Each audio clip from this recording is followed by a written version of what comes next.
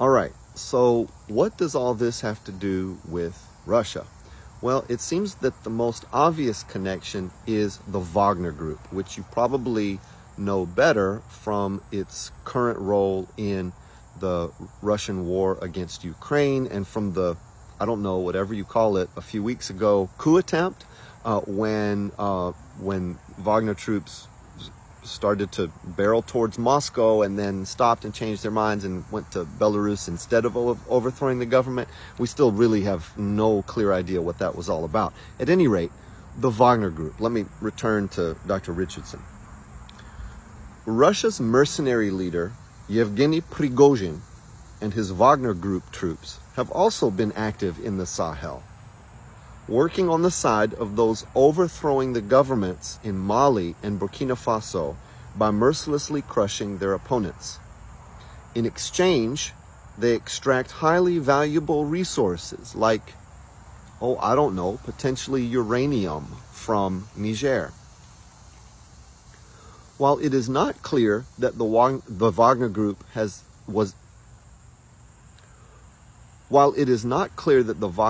was involved in the government overthrow in Niger, the French newspaper Le Monde says there are no obvious signs of Russian involvement. Some of the militants have been waving Russian flags, and Prigozhin yesterday took credit for the coup.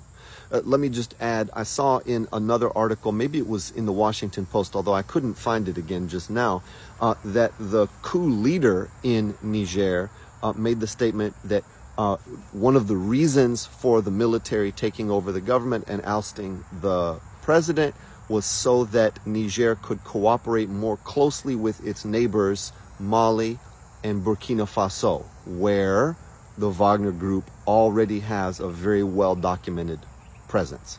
So although maybe we don't have clear proof of Wagner's involvement, there certainly does appear to be a linkage. So here's what Prigozhin said about this. This shows the effectiveness of Wagner, Prigozhin said on social media.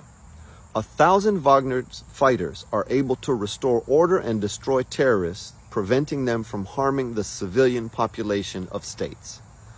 As if that's what he's concerned about. Please note, not just Wagner's presence in Ukraine today, but look up Wagner and the Syrian civil war. This boast could well just be Prigozhin trying to rebuild his brand after his march on Moscow. But both Mali and Burkina Faso have turned toward Moscow after the coups there, and there is reason to think the same could happen in Niger. All right, so now what's happening in Russia? How does all this connect? Certainly, as their war in Ukraine goes poorly, it seems as if Russian leaders are throwing more of their weight into Africa. Putin has recently torn up the agreement that enabled Ukraine to export 35 million tons of grain in the past year, at least half of it to the developing world, mostly the Middle East, Turkey, Eastern and some of Western Africa.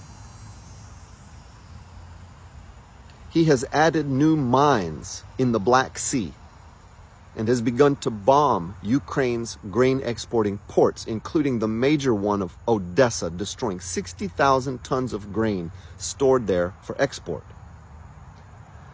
At a Russia-Africa summit held in St. Petersburg over the past 2 days between Russia and the leaders of 17 African countries, Russian President Vladimir Putin promised that Russia would export free grain to African countries to make up the difference. But as this senior fellow at the Center for Global Development said, the amount he has offered is too small in terms of the need. It is also notable that African attendance at this summit is much smaller than at the first Russia-Africa summit in 2019, when 43 African leaders attended, suggesting that the continent as a whole is not tilting toward Russia.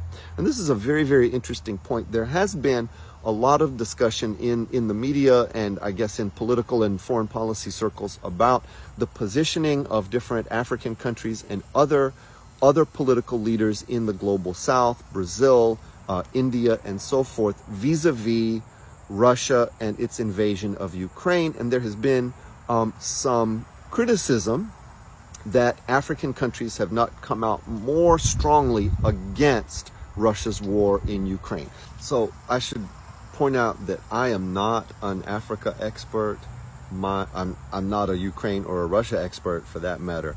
My PhD is in U.S. history. My specialty is African American intellectual and political history and historic preservation, public history.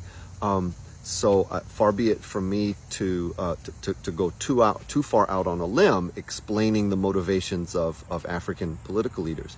But I think it's fair to say that there is a long tradition of African leaders not aligning themselves too closely with anybody in Europe or the United States.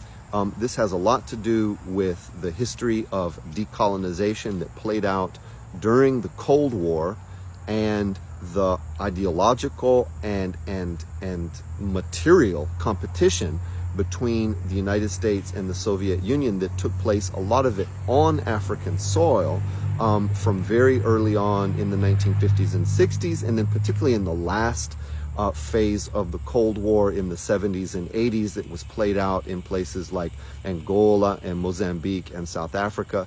And African leaders have good long memories about this sort of thing. And I think it's reasonable that there's a certain amount of kind of watching to see, you know, which side the wind is going to blow before they make any commitments at all. So that is understandable in terms of African contemporary history.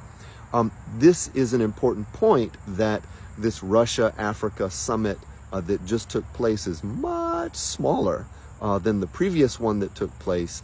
And I think we ought to, those of us in the United States and elsewhere kind of observing this situation, ought to give due regard to the sophistication of African leaders as they figure out what their position is in this situation.